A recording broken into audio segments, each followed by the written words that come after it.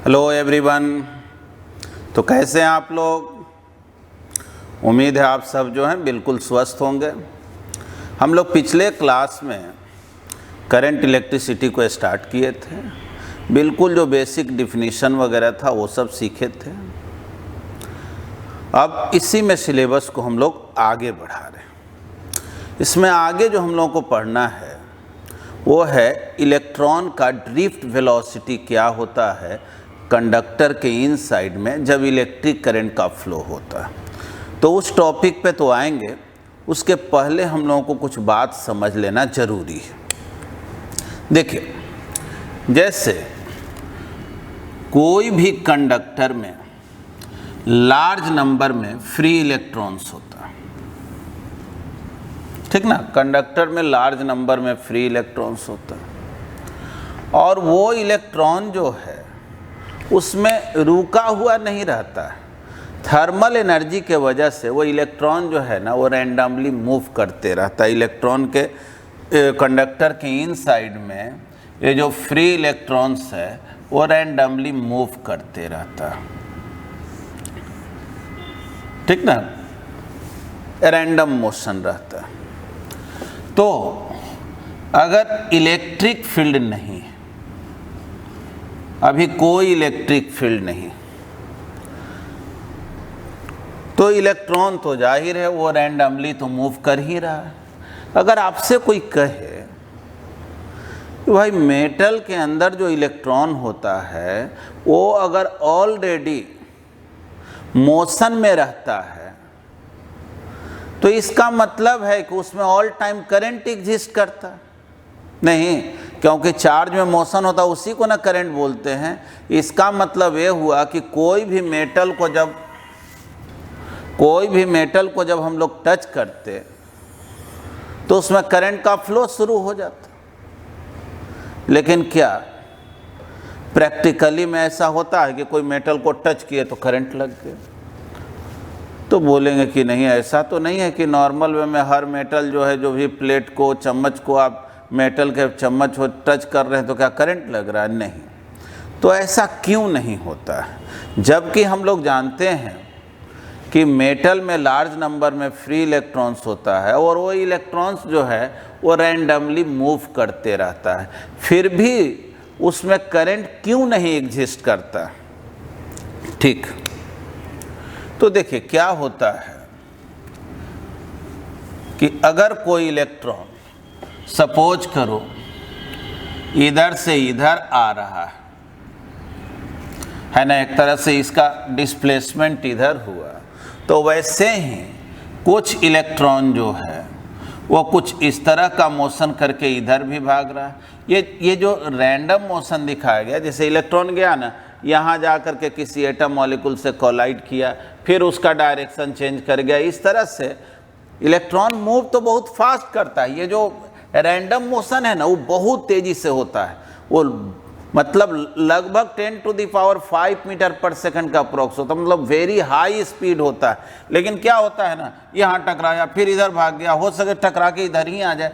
लेकिन अगर हम लोग बात करें कि भाई एवरेज करंट जो है, यानी इसमें करंट क्यों एग्जिस्ट नहीं करता, इलेक्ट्रॉन तो मोशन में है फिर भी करंट एग्जिस्ट क्यों नहीं कर रहा है, तब बोलेंगे क्या कि देखो, अगर कुछ इलेक्ट्रॉन सपोज करो इधर से इधर जा रहा है तो सेम टाइम में कुछ इलेक्ट्रॉन जो है वो इधर भी जा रहा है ना, उसी टाइम में कुछ इलेक्ट्रॉन इधर भी जा रहा है, कुछ इलेक्ट्रॉन जो है अपवर्ड में भी जा रहा है, कुछ डाउनवर्ड में भी जा रहा है। मतलब कि अगर हम लोग बात करें किसी क्रॉस सेक्शन का, मान लो यही क्रॉस सेक्शन है, तो इस क्रॉस सेक्शन से जितना नंबर ऑफ इलेक्ट्रॉन्स एक गिवन टाइम में राइट से लेफ्ट में गया, लगभग उतना ही नंबर ऑफ इलेक्ट्रॉन्स लेफ्ट से राइट में चला जाता है, ठीक ना। कारण कि इसका जो मोशन है वो रैंडम है और एक इलेक्ट्रॉन तो मेटल के अंदर है नहीं, करोड़ों इलेक्ट्रॉन्स है, फ्री इलेक्ट्रॉन्स है, और वो रैंडमली मूव करते रहता है। तो एक ही टाइम पे जब कुछ इलेक्ट्रॉन इधर जा रहा होता है, कुछ इलेक्ट्रॉन इधर जा रहा होता है, यानी कि हम लोग बोलेंगे क्या कि अगर जो इलेक्ट्रॉन इधर गया, राइट से लेफ्ट में गया, उसके कारण करंट का फ्लो अगर इधर हुआ, क्योंकि आप जानते हैं कि नेगेटिव चार्ज इधर जाता है, करंट उसके अपोजिट होता है, तो इस इलेक्ट्रॉन के कारण जितना करंट इधर प्रोड्यूस हुआ, जो इलेक्ट्रॉन इधर से इधर गया उसके कारण करंट उसके अपोजिट प्रोड्यूस हो गया, और इस तरह से नेट करंट क्या हो गया, जीरो हो गया। ठीक ना, नेट करंट जीरो हो गया। यानी हम लोग ये बोल सकते हैं कि इन absence of electric field, electric current inside the conductor is zero। यानी अगर कोई बैटरी वगैरह से आप कंडक्टर को कनेक्ट नहीं करते हैं तो उसमें कोई करंट का फ्लो होने वाला नहीं। ठीक है, तो कोई कहे क्यों, इलेक्ट्रॉन में मोशन तो है, तो बोलेंगे क्या, because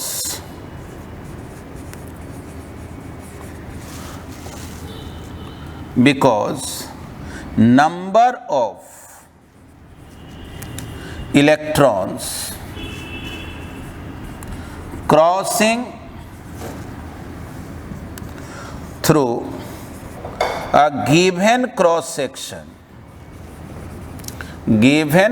section from right to left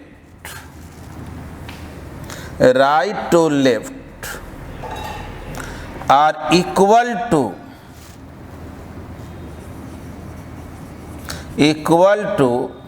the number of electrons crossing through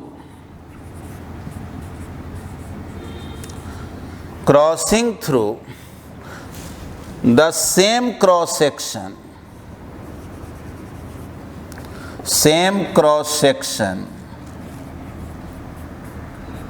from left to right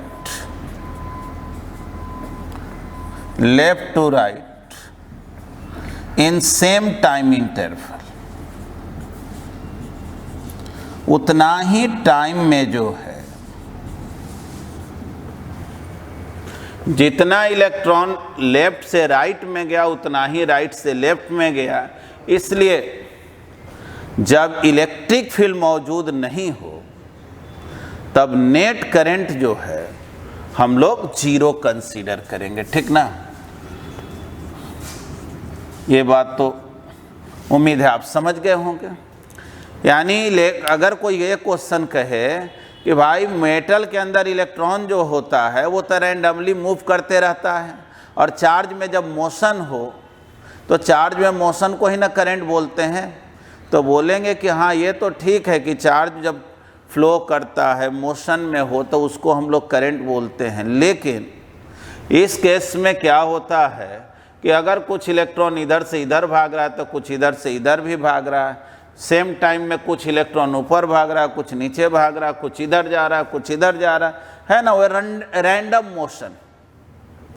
तो इस तरह से हम लोग बोलते हैं क्या कि लगभग जितना इलेक्ट्रॉन लेफ्ट से राइट में किसी क्रॉस सेक्शन को क्रॉस कर रहा होगा तो उतना ही राइट से लेफ्ट में, और इस तरह से नेट करंट क्या हो गया, जीरो हो गया।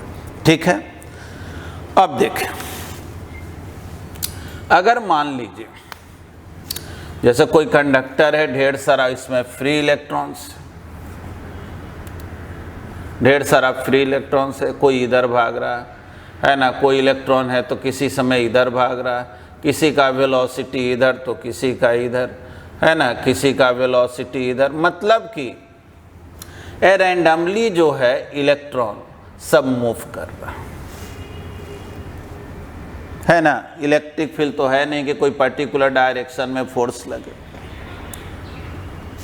तब आप एक बात और बोल सकते हैं कि मान लीजिए इसके वेलोसिटी को हम u1 लें, इसको u2 लें, इसके वेलोसिटी को u3 बोले, मान लो इसको un बोले, है ना, ढेर सारा इलेक्ट्रॉन्स है, n इलेक्ट्रॉन्स है। तो आप बोल सकते हैं कि ये सारे इलेक्ट्रॉन के वेलोसिटी का एवरेज जब आप निकालेंगे u1 plus u2 plus u3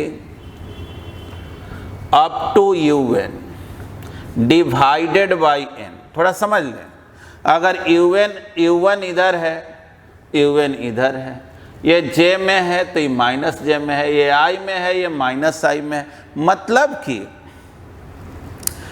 electrons इस तरह से रैंडमली मूव कर रहा है, सब का अलग अलग वेलोसिटी होने के बावजूद भी जो सब का एवरेज वेलोसिटी अगर निकालें तो वो 0 आ जाता है ना।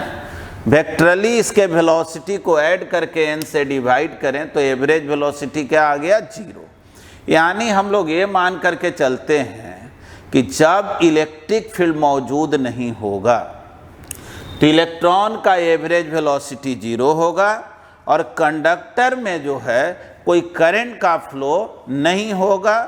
इवन इलेक्ट्रॉन मूव करेगा, और ये भी जानना इलेक्ट्रॉन बहुत तेजी से मूव करते रहता है इधर इधर, लेकिन वो ऐसा है कि जिगजैग पाथ फॉलो करते हुए फिर एक तरह से जहाँ से चला होता है फिर वहीं पहुँच गया, और सब इलेक्ट्रॉन कुछ ऐसा ही इस तरह से मोशन करते रहता है।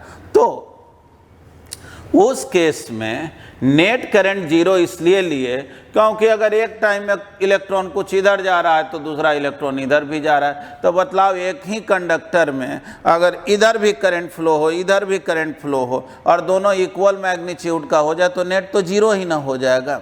ठीक है, तो उम्मीद है आप इसको समझे होंगे। पहले इसको आप लिखें।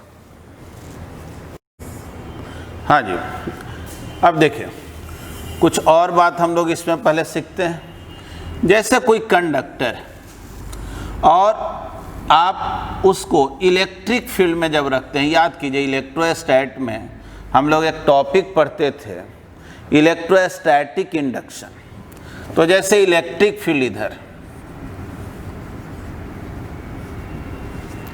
और हम लोग जो है किसी कंडक्टर को इस इलेक्ट्रिक फील्ड में रखते तो क्या होता है कि इधर निगेटिव चार्ज और इधर पॉजिटिव चार्ज एक्युमुलेट हो जाता था, जिसको हम लोग इंड्यूस चार्ज बोलते थे, याद होगा।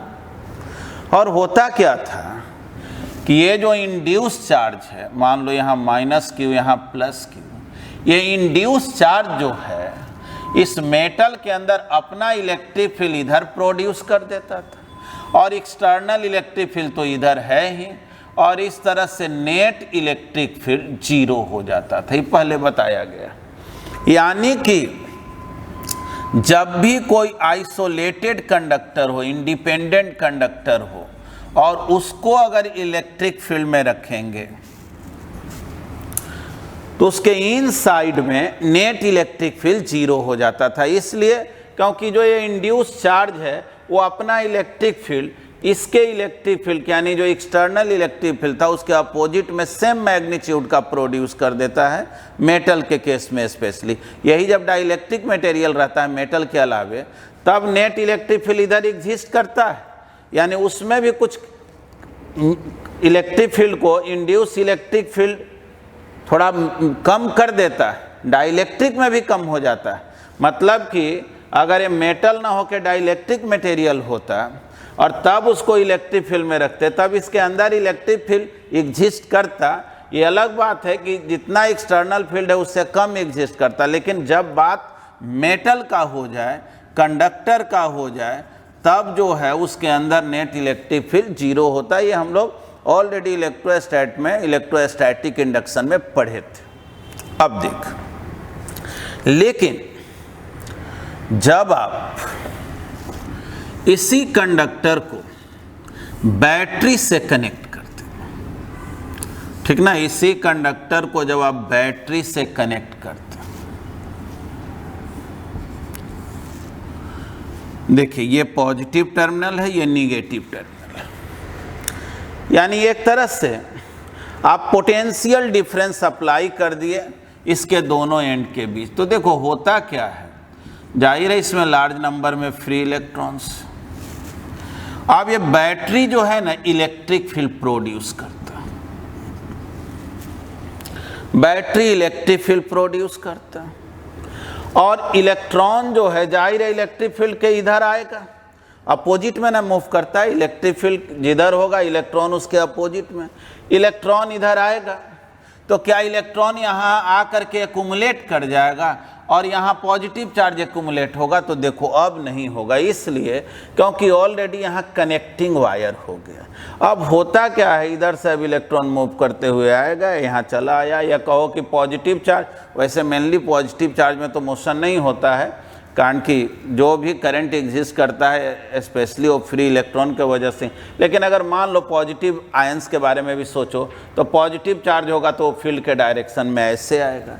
एक बात हमेशा याद रखना, अक्सर हम लोग के पास हीटर पढ़ते समय ये बोल देते हैं कि बैटरी इतना चार्ज डिलीवर किया या इधर से इतना चार्ज, वो प्रॉब्लम बनाते समय हम लोग ये बात बोलते हैं। लेकिन ये बात हमेशा याद रखना है कि बैटरी का मेन काम होता है पोटेंशियल डिफरेंस को मेंटेन रखना, यानी पोटेंशियल डिफरेंस जब तक बना रहेगा, इधर अगर प्लस और इधर माइनस बना रहेगा तो ये इलेक्ट्रॉन को मोशन में बनाए रखेगा। यानी बैटरी जो है ना पोटेंशियल डिफरेंस क्रिएट करके इसको मोशन में ला देता है।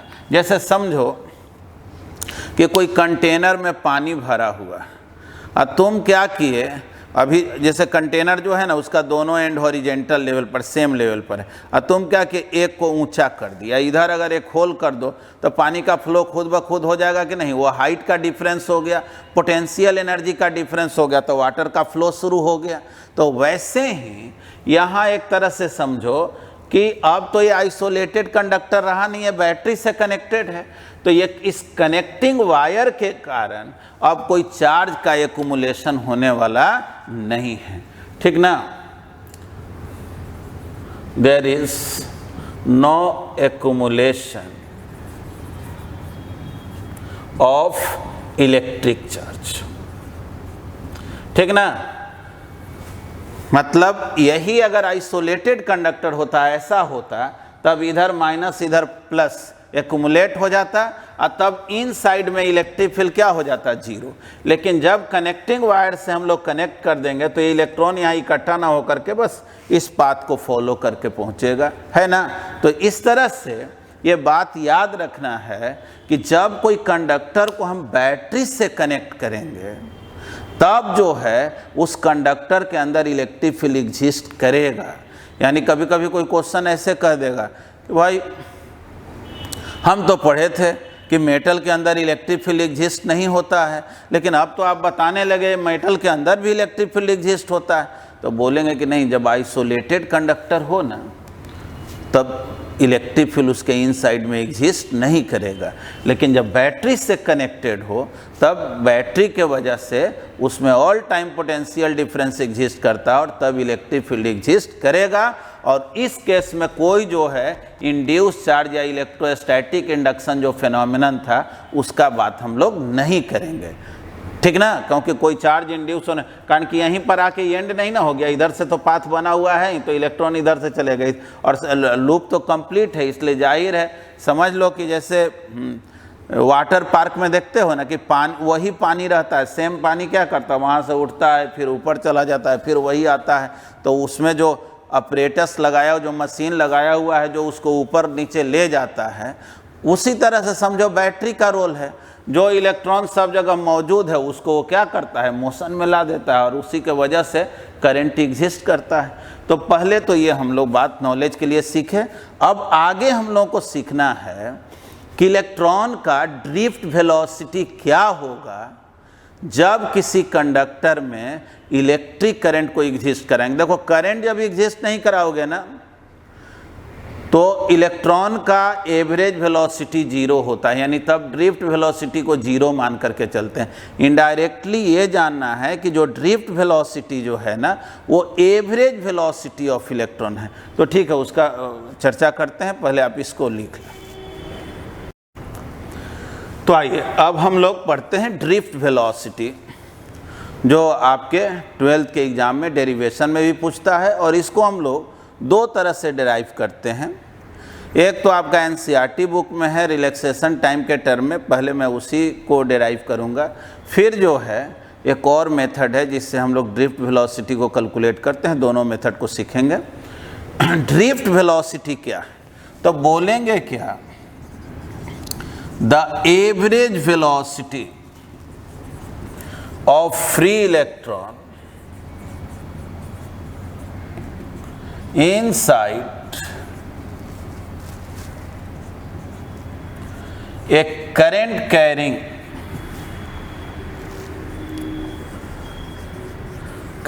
Carrying conductor is called drift velocity, is called drift velocity। ठीक, आइए अब इसको समझते हैं। देखिए, मान लीजिए एक कंडक्टर है और आप जो है इसको बैटरी से कनेक्ट करते हैं, मतलब कि इसमें इलेक्ट्रिक फील्ड एग्जिस्ट कर रहा है। जाहिर है पॉजिटिव टर्मिनल है, निगेटिव टर्मिनल, तो इलेक्ट्रिक फील्ड जो है इस तरह से एग्जिस्ट कर, इधर ये प्लस का हो, ये माइनस का हो।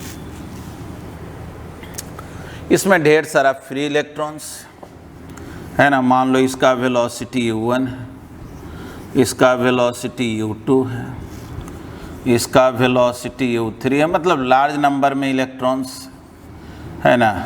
कोई जो है इधर भाग रहा है, रैंडम मोशन रहता है ना। मान लो ये un है, मतलब जब हम इलेक्ट्रिक फील्ड सेट नहीं किए थे तो कोई इधर कोई इधर कोई इधर इस तरह से मूव कर रहा था, ठीक ना। एट t=0 पे बात करें, मान लो 1 मिनट के लिए अभी इलेक्ट्रिक फील्ड हम सेट नहीं किए, बैटरी अभी हम डिस्कनेक्ट किए हुए, तो ये सब इलेक्ट्रॉन जो है ना इस तरह से रैंडम मोशन में था। लेकिन जैसे ही बैटरी को कनेक्ट करेंगे, बैटरी को जैसे ही कनेक्ट करेंगे, जाहिर है प्रत्येक इलेक्ट्रॉन पे, प्रत्येक फ्री इलेक्ट्रॉन पे फोर्स लगेगा, वो भी सेम डायरेक्शन में ना फोर्स लगेगा। इस इलेक्ट्रॉन पे भी फोर्स इधर लगेगा, इस पर भी फोर्स इधर लगेगा, है ना। यानी जितना भी इलेक्ट्रॉन है सब पर फोर्स इस डायरेक्शन में लगेगा, क्योंकि इलेक्ट्रॉन नेगेटिव चार्ज है। ऑलरेडी हम लोग पढ़े हुए हैं कि जब इलेक्ट्रिक फील्ड में आप -q चार्ज को रखेंगे तो फोर्स इधर लगता है, यानी जिधर इलेक्ट्रिक फील्ड है उसके अपोजिट, और +q को रखेंगे तो फोर्स इधर लगता है। तो जाहिर है यहाँ फ्री इलेक्ट्रॉन्स का बात करें, नेगेटिवली चार्ज है, तो जाहिर है इलेक्ट्रॉन पे फोर्स जो है इलेक्ट्रिक फील्ड के अपोजिट में एक्ट करेगा। तो अब जो है ये इलेक्ट्रॉन इधर, ये इधर, ये इधर इस तरह से मूव कर रहा है, तो हम लोग बोल सकते हैं कि जब इलेक्ट्रिक फील्ड मौजूद नहीं था तब तो एवरेज वेलोसिटी 0 ना था, यानी सब को ऐड करके n से डिवाइड करते तो 0 होता कि नहीं। यानी बोलेंगे क्या, at t=0 u1 + u2 + u3 up to un divided by n, यानी एवरेज वेलोसिटी क्या हो गया, 0। एवरेज वेलोसिटी तो 0, ये तो ऑलरेडी हम लोग जान रहे हैं। मतलब इनिशियली समझो अभी इलेक्ट्रिक फील्ड जब सेट नहीं किए थे तब की बात है, लेकिन इसी मोमेंट पर हम लोग इलेक्ट्रिक फील्ड को सेट किए। Suppose at t=0 electric field is established inside the conductor। तो एक बात तो तय हो गया ना कि प्रत्येक इलेक्ट्रॉन पे फोर्स लगेगा q × e, और अगर एक्सेलरेशन ऑफ ईच इलेक्ट्रॉन देखा जाए, प्रत्येक इलेक्ट्रॉन का अगर हम एक्सेलरेशन देखें तो एक्सेलरेशन होता है फोर्स बाय मास, है ना। अब जो है फोर्स का बात किया जाए तो आप तो जानते हैं फोर्स का फॉर्मूला होता है Q इंटू ई। अगर डायरेक्शन के साथ बात करें तो ये चूँकि निगेटिव चार्ज है तो हमको बोलना पड़ेगा minus Q into e divided by m. वही इलेक्ट्रॉन के चार्ज को ई से डिनोट कर देते हैं। माइनस क्यों बोलना पड़ा? क्योंकि हम वेक्टर फॉर्म में लिख रहे हैं, जिधर इलेक्ट्रिक फील्ड होगा फोर्स उसके अपोजिट हो जाता है। अगर यही केवल मैग्नीट्यूड का बात करना होता तो एरो नहीं देते, तो यहाँ माइनस लिखने की ज़रूरत नहीं। तो एक्सेलरेशन ऑफ ईच इलेक्ट्रॉन,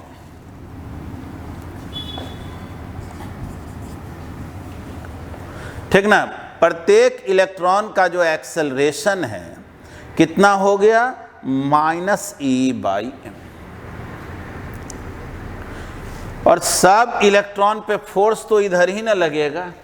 यानी सोचो, ऐसे समझो, पहले जो है ना कुछ इलेक्ट्रॉन इधर भाग रहा था, इधर भाग रहा था, लेकिन सब पर फोर्स इधर लगने लगा, तो ओवरऑल ज़्यादातर इलेक्ट्रॉन तो इधर मूव करना चाहेगा कि नहीं, है कि नहीं? ज़्यादातर इलेक्ट्रॉन, ऐसा समझो जैसे एक मेला लगा हुआ है, ढेर सारा आदमी है उसमें,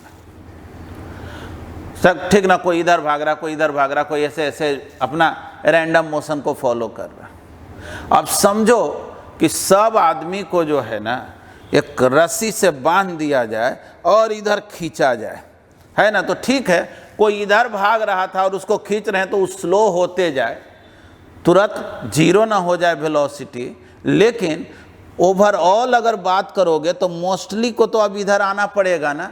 तो इस तरह से अब तो कंडक्टर में करंट एग्जिस्ट करेगा कि नहीं? यानी जैसे ही आप फील्ड सेट करेंगे, मेजर इलेक्ट्रॉन्स जो है उसका मोशन इधर हो जाएगा। और ऐसा नहीं है कि वो स्ट्रेट लाइन पाथ होगा। थोड़ा ऐसे समझो, एक आदमी पर सोचो, मेला में एक ठो आदमी कहीं है ना, ढेर सारा लोग के बीच में एक आदमी बैठा हुआ है, हम उसके बारे में सोच रहे हैं। लोग तो बहुत सारे हैं, लेकिन एक सिंगल पर्सन पे सोच। अब मान लो तुम उसको रस्सी से बांध करके खींच रहे हो, तो वो क्या हुआ? खींच रहे हो तो उस आदमी से टकराया, फिर इस आदमी से टकराया, टकराते टकराते मतलब कि उसका पाथ कुछ इस तरह से होते हुए आएगा क्या? यानी तब कोई पूछे अगर कि क्या इलेक्ट्रॉन का पाथ बिल्कुल स्ट्रेट लाइन हो जाएगा क्या, वो सीधे ऐसे भागने लगेगा क्या, तो बोलेंगे कि नहीं, ऐसा नहीं है, क्योंकि बीच बीच में इसका कॉलिजन तो होते ही रहेगा ना। अलग अलग एटम, मॉलिक्यूल, इलेक्ट्रॉन, ये सब से तो कोलाइड करते ही हुए चलेगा। तो इस तरह से इसका पाथ जो है ओवरऑल स्ट्रेट लाइन नहीं होना है। हाँ, स्ट्रेट लाइन कब होता है? जैसे मान लो एक मिनट के लिए कि जैसे ये इलेक्ट्रॉन जो है यहाँ से यहाँ आया, ठीक ना, और कॉलिजन के बाद ये अपना पाथ बदल लिया, तो यहाँ से यहाँ तक का जो पाथ रहा उसको हम स्ट्रेट लाइन पाथ बोल सकते हैं। यानी दो कॉलिजन के बीच के पाथ को हम लोग स्ट्रेट लाइन अजूम कर सकते हैं। हालांकि उसमें भी देखो दिक्कत है। अब मान लो इलेक्ट्रॉन भाग रहा इधर, अब फोर्स लगा इधर, तो रिजल्टेंट पाथ जो है कोई और से भी तो गेन कर सकता है ना। लेकिन ये कॉलिजन इतना फास्ट होता है कि दो कॉलिजन के बीच के पाथ को जनरली हम लोग क्या अजूम कर लेते हैं, वो स्ट्रेट लाइन पाथ है, ठीक ना। तो देखो जी, एक्सेलरेशन ऑफ ईच इलेक्ट्रॉन तो हम लोग निकाल लिए, प्रत्येक इलेक्ट्रॉन में इतना एक्सेलरेशन आना है, इस डायरेक्शन में आना है। देखो इसमें एक वर्ड होता है जिसको बोलते हैं रिलैक्सेशन टाइम। रिलैक्सेशन टाइम मतलब इलेक्ट्रॉन जब कोलाइड करता है दूसरे एटम से, मॉलिक्यूल से, इलेक्ट्रॉन से, तो उसके बीच का जो टाइम इंटरवल है ना, उसको रिलैक्सेशन टाइम बोलते हैं। तो कोई ज़रूरी नहीं है कि ये T1 टाइम के बाद कोलाइड करे तो ये भी T1 टाइम के बाद कोलाइड करे। सब का रिलैक्सेशन टाइम अलग अलग हो सकता है। तो मान लेते हैं let T1, T2, T3 up to Tn be the relaxation time, ठीक ना। यहाँ लिख दे रहे हैं रिलैक्सेशन टाइम का डिफिनीशन, टाइम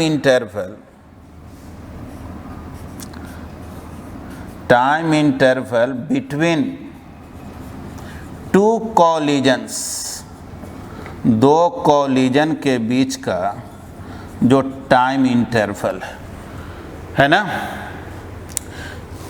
तो late T1, T2, T3, Tn be the relaxation time of these n electrons, n electrons।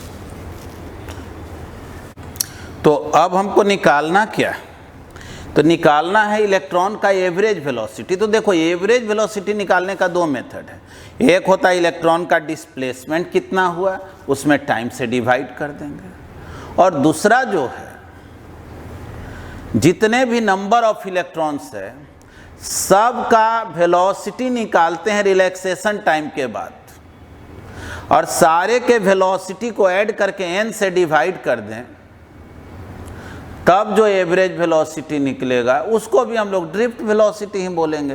तो आइए पहले हम लोग काम ये करते हैं कि रिलैक्सेशन टाइम के बाद ये सारे इलेक्ट्रॉन, मतलब कि अगर हम फर्स्ट इलेक्ट्रॉन का बात करें, इसका वेलोसिटी जो हम u1 माने हैं, तो रिलैक्सेशन टाइम इसके लिए t1 लिए हैं, यानी इस इलेक्ट्रॉन का t1 टाइम के बाद वेलोसिटी क्या होगा, इसका t2 टाइम के बाद क्या होगा, इसका t3 टाइम के बाद क्या होगा। इसी तरह से जो है सारे इलेक्ट्रॉन का वेलोसिटी हम लोग रिलैक्सेशन टाइम के बाद निकाल लिए और सब को ऐड करके n से डिवाइड करेंगे। तो पहले तो आप इसको लिख लें। तो अब हम लोग देखते हैं velocities of electrons after relaxation time.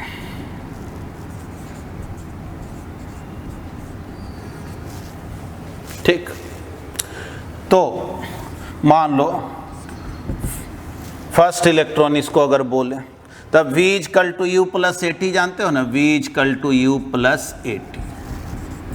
तो V1 U1 और एक्सेलरेशन तो मालूम है -e/m T1।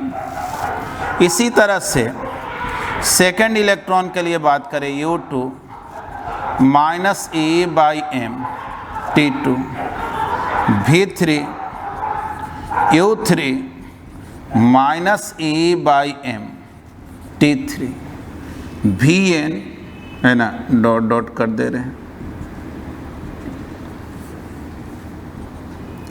Vn Un -e/m Tn, है ना। अब मुझे इसका एवरेज निकालना। देखो जी, ड्रिफ्ट वेलोसिटी कैसे निकालेंगे, तो क्या बोलेंगे, BD से डिनोट किए हैं, जो भी वेलोसिटी है ना सब को ऐड करो, V1 plus V2 plus V3 up to Vn divided by n। थोड़ा सोचे तो V1 क्या है जी, तो U1 -e/m T1, इस सब को ऐड करना है ना, V1 plus V2 plus V3।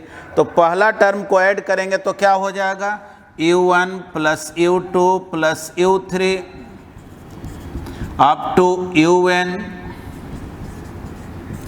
Divided by n।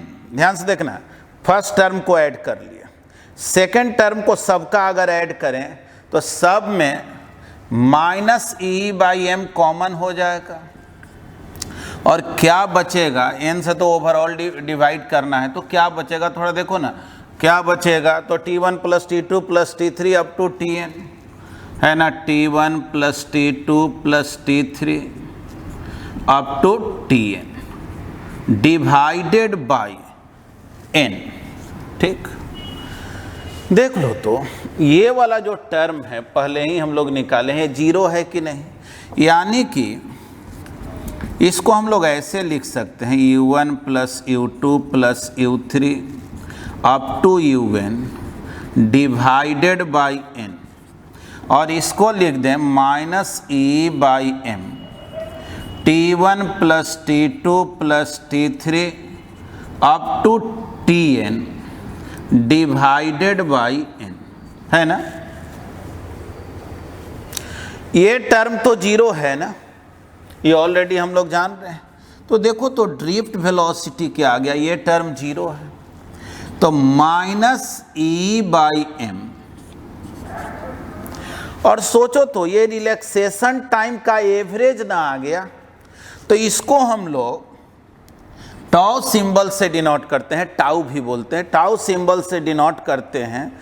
और देखो तो फार्मूला क्या आ गया, फार्मूला मैं यहाँ पे लिख दे रहा हूँ, ड्रिफ्ट वेलोसिटी कितना आ गया जी, -E/m टाउ। अगर यही एरो नहीं देंगे ना तो माइनस लिखने की ज़रूरत नहीं। देखो ये जो है इक्वेशन बता रहा है कि रिलैक्सेशन टाइम जितना ही ज़्यादा होगा, रिलैक्सेशन टाइम ज़्यादा मतलब जल्दी जल्दी कॉलिजन ना करे, दो कॉलिजन के बीच के टाइम को ना रिलैक्सेशन टाइम बोलते हैं।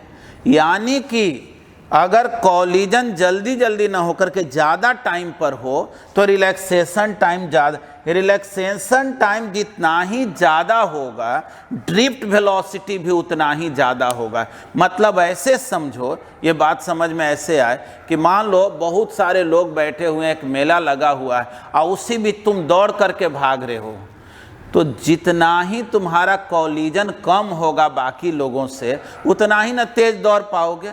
लेकिन अगर बहुत भीड़ हो और भागना हो तो फिर इससे टकराए, इससे टकराए, इससे टकराए, तो इस तरह से वेलोसिटी कम हो जाएगा कि नहीं।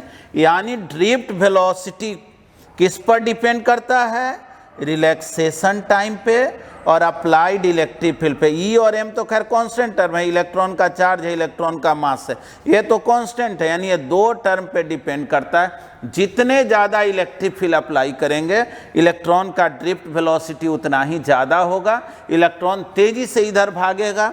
और जितना ही रिलैक्सेशन टाइम ज़्यादा होगा उतना ही जो है इलेक्ट्रॉन तेज़ी से मूव कर पाएगा। और इलेक्ट्रॉन जो है जितना ही ज़्यादा तेज़ी से मूव करे, करंट का मैग्नीट्यूड उतना ही ज़्यादा अमाउंट में उस कंडक्टर में एग्जिस्ट करेगा। ठीक है, तो हम लोग एक डेरिवेशन तो कर लिए, और एनसीईआरटी बुक के अकॉर्डिंग जो है यही डेरिवेशन आपसे पूछा जाता है 12th के एग्जाम में। तो पहले तो आप इसको लिख लें। चलिए अब हम लोग जो है एक ऑल्टरनेट मेथड देखते हैं ड्रिफ्ट वेलोसिटी के लिए। वैसे वो डेरिवेशन एनसीईआरटी बुक में तो नहीं है, लेकिन न्यूमेरिकल्स में बहुत ज़रूरत पड़ता है। तो ठीक है, ड्रिफ्ट वेलोसिटी मुझे निकालना है। इतना तो आप जान रहे हैं भाई, ड्रिफ्ट वेलोसिटी का मतलब है average velocity of free electron. और जैसा कि बतलाए कि एवरेज जो है वो निकालने का बहुत सा मेथड, एक मेथड तो ये है कि अभी हम लोग फर्स्ट मेथड में सीखे थे ना कि n इलेक्ट्रॉन है, सारे का वेलोसिटी को ऐड करके n से डिवाइड कर दो। और जो हम लोग काइनेमैटिक्स में पढ़ते थे एवरेज निकालने के लिए, तो उसमें हम लोग क्या सीखते थे कि डिस्प्लेसमेंट बाय टाइम कर दो। ठीक, सपोज करो एक कंडक्टर, जाहिर है लार्ज नंबर में फ्री इलेक्ट्रॉन्स है, इसमें आप इलेक्ट्रिक फील्ड सेट करती हैं। आपको मालूम है प्रत्येक इलेक्ट्रॉन पे जो है फोर्स लगेगा और फोर्स इस डायरेक्शन में लगेगा। ठीक, मान लो इस कंडक्टर का लेंथ जो है वो L है और area of cross section A है। ठीक ना, L है लेंथ ऑफ द कंडक्टर और A जो है area of cross section.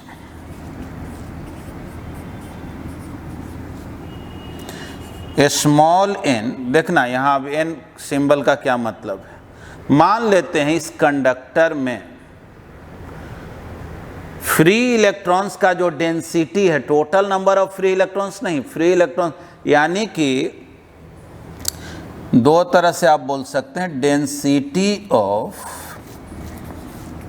Free electrons या आप बोल सकते हैं free electrons per unit volume, free electrons per unit volume, यानी 1 मीटर क्यूब वॉल्यूम में जो नंबर ऑफ फ्री इलेक्ट्रॉन्स है उसको n से डिनोट किए। अब जो है इलेक्ट्रॉन इसके एक एंड पर है, इलेक्ट्रॉन पर फोर्स इधर लग रहा। अब इलेक्ट्रॉन पर फोर्स जब इधर लगेगा, और आप जानते हैं इलेक्ट्रॉन जो है जिगजैग पाथ को फॉलो करता है, सारे इलेक्ट्रॉन, सारे फ्री इलेक्ट्रॉन का बात कर रहे हैं। मान लो हम कोई इस पर्टिकुलर इलेक्ट्रॉन के बारे में सोच रहे हैं, सपोज करो ये जिगजैग पाथ को फॉलो करते हुए फोर्स तो इधर लग रहा है, सपोज करो ये इलेक्ट्रॉन जो है कुछ टाइम के बाद पहुंच गया कंडक्टर के दूसरे एंड पर, यहाँ से यहाँ पहुंच गया। मतलब हम उस इलेक्ट्रॉन का बात कर रहे हैं जो इलेक्ट्रॉन अभी टाइम 0 पर स्टार्ट में बिल्कुल कंडक्टर के इस किनारे में, और t टाइम के बाद वो यहाँ पहुंच गया। तो डिस्प्लेसमेंट तो हुआ L, डिस्प्लेसमेंट देखना है, डिस्टेंस नहीं देखना है, ठीक ना। देखो प्रैक्टिकल में इलेक्ट्रॉन का इस जो मूव रैंडमली मूव करता है ना, उसका स्पीड बहुत ज़्यादा होता है, लेकिन उसका जो वेलोसिटी है ना, एवरेज वेलोसिटी, वो बहुत कम होता है। मतलब कि अब इतना ज़्यादा बार वो कोलाइड कर जाता है कि यहीं से यहीं पहुंचने में उसको बहुत टाइम लग जाता है। इसीलिए एवरेज वेलोसिटी तो डिस्प्लेसमेंट बाय टाइम होता है, और एवरेज स्पीड डिस्टेंस में, तो डिस्टेंस तो बहुत तय कर लेता है। अब हम तो ऐसे ही रैंडम दिखाए हैं, लेकिन सही बात तो यह है कि यहीं पे बहुत बार कोलाइड करते हुए तब वो यहाँ पहुँचता है, यानी बहुत ज़्यादा उसका टाइम वेस्ट होता है यहाँ से यहाँ आने में, ठीक। अब देखेंगे ध्यान से, तो डिस्प्लेसमेंट बाय टाइम L/T कर दें तो उसी को बोलेंगे ड्रिफ्ट वेलोसिटी। मान लेते हैं T जो है वो है time taken by free electron to cover L length of conductor. यानी मुझे निकालना है L/T का वैल्यू, डिस्प्लेसमेंट बाय टाइम का वैल्यू, उसी को हम लोग ड्रिफ्ट वेलोसिटी बोलेंगे। चलो यहाँ लिख भी दे रहे हैं। तब ड्रिफ्ट वेलोसिटी हो गया डिस्प्लेसमेंट बाय टाइम, क्योंकि average velocity divided, average velocity होता है डिस्प्लेसमेंट बाय टाइम, यानी L/T। मुझे इसी का वैल्यू कैलकुलेट करना। अब थोड़ा बढ़िया से देखिएगा, जो बात समझाने का कोशिश कर रहे हैं। देखो, मान लो 1 मिनट के लिए एक क्लासरूम है ये, और जो इलेक्ट्रॉन सब है ना, वो समझो स्टूडेंट, ठीक है। और ये सब स्टूडेंट को इसी गेट से बाहर निकलना, इसी गेट से बाहर निकलना। क्या देखा कि जो बिल्कुल आखिरी स्टूडेंट था किनारे पे बैठा हुआ, उसको यहाँ से यहाँ आने में मान लो 1 मिनट के लिए 40 सेकंड लगा, 40 सेकंड लगा। और सपोज करो टोटल जो है 80 स्टूडेंट बैठा हुआ था। समझो इस क्लासरूम में 80 विद्यार्थी है, 80 स्टूडेंट है, और इस इलेक्ट्रॉन को यहाँ से यहाँ आने में मान लो 40 सेकंड लग, मतलब किनारे में बैठा हुआ आखिरी विद्यार्थी को, स्टूडेंट को यहाँ आने में 40 सेकंड लगा। तो एक बात हम ये तो बोल सकते हैं ना, अगर हम यहाँ बैठ के काउंट कर रहे हों तो बोलेंगे कि देखो जी 40 सेकंड के अंदर 80 स्टूडेंट क्रॉस किया है, 80 इलेक्ट्रॉन क्रॉस किया है 40 सेकंड के अंदर, सपोज करो।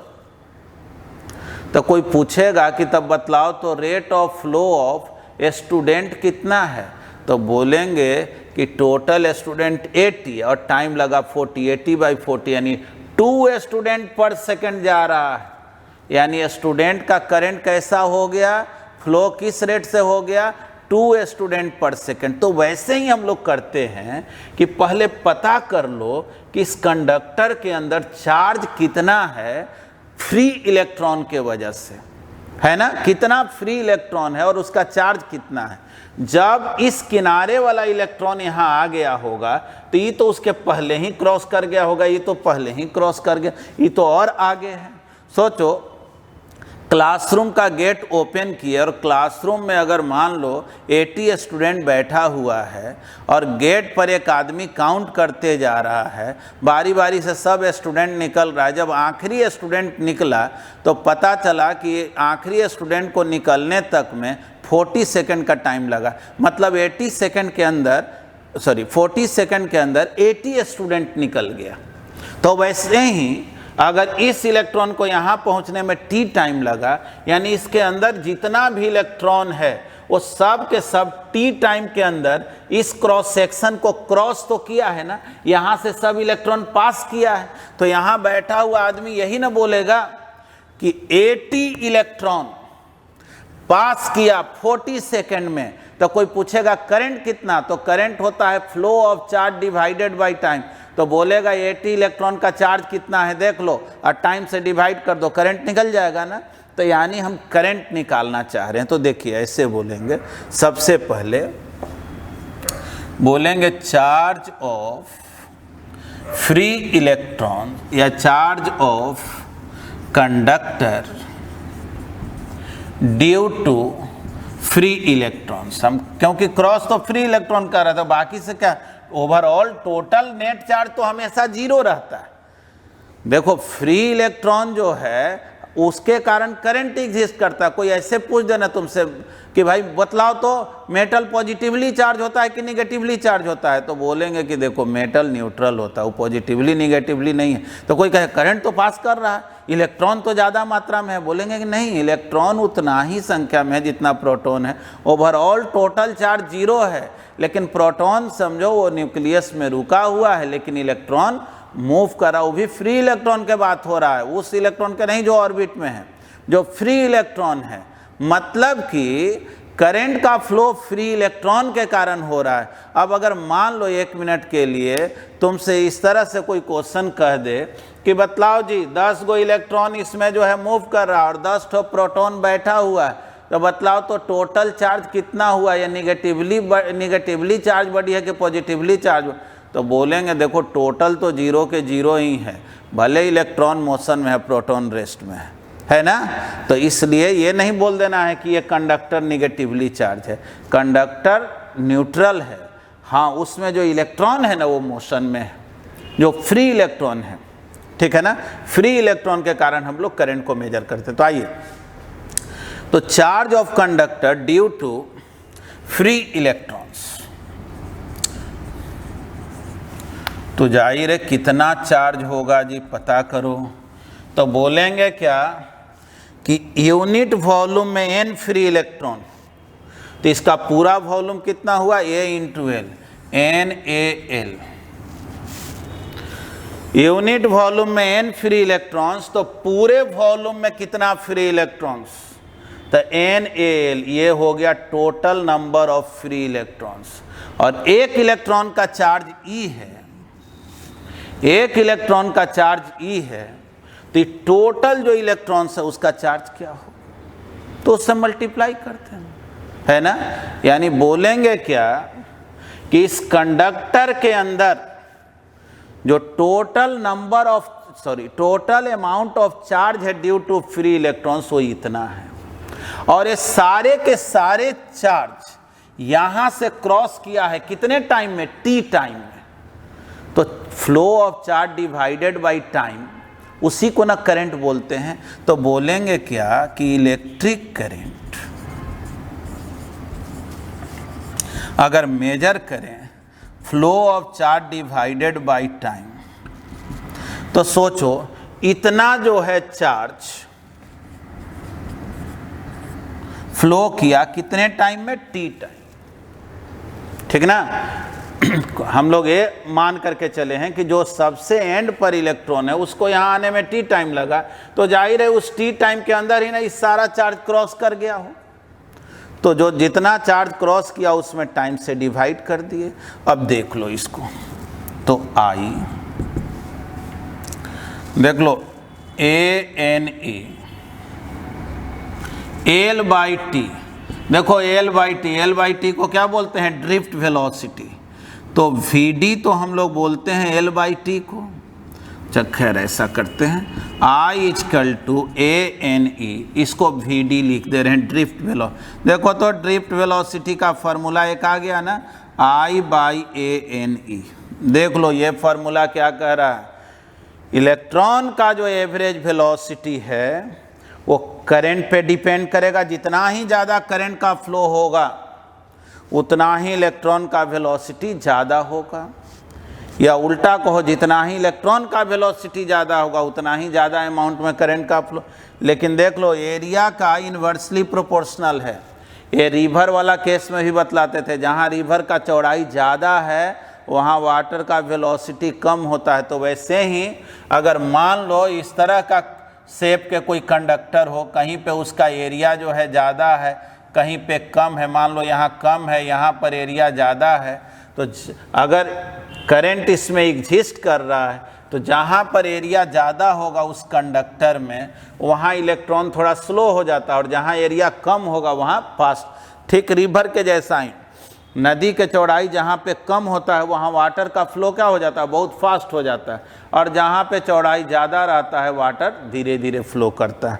तो ठीक है, तो क्या क्या चीज़ पे ड्रिफ्ट वेलोसिटी डिपेंड कर रहा है, करंट पे, एरिया ऑफ क्रॉस सेक्शन पे, number of free electrons per unit volume. देखो एन का मतलब क्या, अक्सर जो है ना स्टूडेंट से पूछने पर कि एन क्या है तो सीधे बोल देता है एन मतलब नंबर ऑफ इलेक्ट्रॉन्स। बिल्कुल नहीं, एन का मतलब है number of free electrons per unit volume. 1 metre cube volume में कितना इलेक्ट्रॉन है, कॉपर रहेगा तो अलग हो जाएगा, गोल्ड रहेगा अलग हो जाएगा, एल्युमिनियम रहेगा अलग हो जाएगा, यानी अलग अलग मटेरियल के लिए वो बात अलग अलग होगा। ठीक है, तो चलिए हाँ, एग्जाम में जब आए ना ड्रिफ्ट वेलोसिटी लिखने के लिए तो आप फर्स्ट मेथड को ही फॉलो करेंगे, इसलिए क्योंकि एनसीईआरटी बुक में जो है ना वो फर्स्ट मेथड से डेरिवेशन दिए हुए है, लेकिन जब न्यूमेरिकल्स वगैरह हम लोग बनाएंगे तो ज़रूरत पड़ेगा इस फार्मूला का। तो पहले तो आप इसको लिख लें, फिर इस पर बेस्ड जो है 1-2 प्रॉब्लम भी बता दे रहे हैं। हाँ जी, चलिए क्वेश्चन हम लोग देख लेते हैं ड्रिफ्ट वेलोसिटी पर बेस्ड। क्वेश्चन क्या है कि एक कंडक्टर है जिसका लेंथ है 4 मीटर और इसका एरिया ऑफ क्रॉस सेक्शन दे दिया है 1 mm² और इसमें करंट का फ्लो हो रहा है 2 एम्पियर का। ठीक, आप तो जानते हैं करंट का जब फ्लो होगा इसका मतलब है कि फ्री इलेक्ट्रॉन जो है रैंडमली मूव करते हुए करंट के अपोजिट में ही न जाएगा, क्योंकि करंट का फ्लो तो उधर ही होता है जिधर इलेक्ट्रिक फील्ड होता है। और आपको मालूम है कि नेगेटिव चार्ज जो है जिधर करंट का डायरेक्शन हो उसके अपोजिट में मूव करता है। ठीक, क्वेश्चन में इंफॉर्मेशन में क्या क्या दिया है, एरिया दे दिया 1 mm², करंट दे दिया 2 एम्पियर और एक लाइन लिख दिया है ईच क्यूबिक मीटर यानी 1 मीटर क्यूब जो वॉल्यूम है वो 10⁻29 इलेक्ट्रॉन्स को कंटेन किए हुए। कर find the average time taken by an electron to cross the length of conductor. मतलब कि इलेक्ट्रॉन को यहाँ से यहाँ आने में कितना टाइम लगेगा ये निकालना है। ठीक, तो इलेक्ट्रॉन का जो वेलोसिटी है उसको तो हम लोग ड्रिफ्ट वेलोसिटी बोलते हैं। तो आपको पहले इस इलेक्ट्रॉन का ड्रिफ्ट वेलोसिटी निकालना है। ठीक है, तो ड्रिफ्ट वेलोसिटी का फॉर्मूला आप क्या जानते हैं? तो याद कीजिए, ड्रिफ्ट वेलोसिटी का फॉर्मूला अभी पढ़े थे, I बाई ANE। I जो है वो इलेक्ट्रिक करंट यानी 2 एम्पियर, I हो गया 2 एम्पियर, एरिया है 1 mm², मिलीमीटर स्क्वायर। तो सोचो मिलीमीटर मतलब 10⁻⁻³ उसका स्क्वायर एंड 10⁻⁻⁶ मीटर स्क्वायर। और n का वैल्यू कितना दिए हुए है, तो दिए हुए है आपको 10⁻29 और E तो इलेक्ट्रॉन का चार्ज 1.6 10⁻⁻19 कूलम। तो देखो तो ये कितना आ गया 2/1.6 और ये देखो तो ये 10⁻10 हो गया, ये 29 है 19 है तो 10 हो गया और ये जो है -6 है तो जाहिर है 10⁻ कितना हो गया जी, तो 4 हो गया, है ना, 10⁻4 हो गया। अब इसी को सॉल्व करना है और अब जो आएगा आंसर,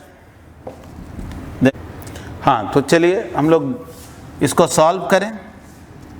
तो कितना हो गया जी, 2/1.6 इंटू 10⁻⁻4 इतना मीटर पर सेकंड आया, या इसी को 20/16 कर सकते हैं 10⁻⁻4, या देख लो 4 से कैंसिल 5/4 10⁻⁻4 मीटर पर सेकंड, ठीक ना। ये निकल गया ड्रिफ्ट वेलोसिटी। निकालना क्या है, निकालना है इलेक्ट्रॉन को यहाँ से यहाँ जाने में टाइम कितना लगेगा। तो ठीक है, ड्रिफ्ट वेलोसिटी क्या होता है, डिस्प्लेसमेंट बाई टाइम, L/T, यही ना। यानी कि आप तो जानते हैं कि ड्रिफ्ट वेलोसिटी होता है L/T, डिस्प्लेसमेंट बाई टाइम। तो टाइम क्या हो गया, L/VT। तो बतलाओ तो L कितना दिए हुए हैं, तो क्वेश्चन में दे दिया है L है 4 मीटर और ड्रिफ्ट वेलोसिटी कितना है, तो 5/4 इंटू 10⁻⁻4, यही ना है। देख लो 4 ऊपर चला गया, 16/5 इंटू 10⁻4 इतना सेकेंड आया।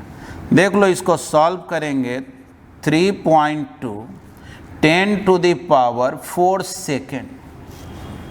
देख लो ये बहुत ज़्यादा टाइम है, इसको आवर में कन्वर्ट कर लेते हैं, 3600 से डिवाइड कर लो, देखोगे कि अप्रॉक्सीमेटली जो है ये 8.9 आवर्स हुआ जी। थोड़ा सोचो तो ये रिजल्ट क्या कह रहा है, मतलब केवल 4 मीटर चलने में कितना टाइम लग गया, 8.9 आवर्स। ये बहुत ज़्यादा टाइम है ना। यानी इलेक्ट्रॉन का जो ड्रिफ्ट वेलोसिटी होता है, समझ लो एक्सट्रीमली स्लो होता है, बहुत धीरे धीरे इलेक्ट्रॉन का डिस्प्लेसमेंट होता है। लेकिन इलेक्ट्रॉन का जो स्पीड होता है वो बहुत फास्ट होता है। समझना, वेलोसिटी और स्पीड का मतलब कि इलेक्ट्रॉन जब चलता है ना मेटल के अंदर, तो कॉलिजन करते हुए बहुत जल्दी वो आगे बढ़ता ही नहीं है, धीरे धीरे धीरे धीरे बहुत आगे बढ़ता, मतलब डिस्टेंस तो बहुत तय कर लेता है, लेकिन उसका ड्रिफ्टिंग जो है, उसका शिफ्टिंग जो है, डिस्प्लेसमेंट जो है उतना नहीं हो पाता है। तो एक प्रॉब्लम तो आपको बतलाए जो ड्रिफ्ट वेलोसिटी से रिलेटेड है। हम लोग अगले क्लास में जो है कुछ और एप्लीकेशन सीखेंगे, ओम्स लॉ वगैरह से रिलेटेड, रेजिस्टेंस से रिलेटेड कंसेप्ट सीखेंगे। तो आज इतना ही, थैंक यू, धन्यवाद।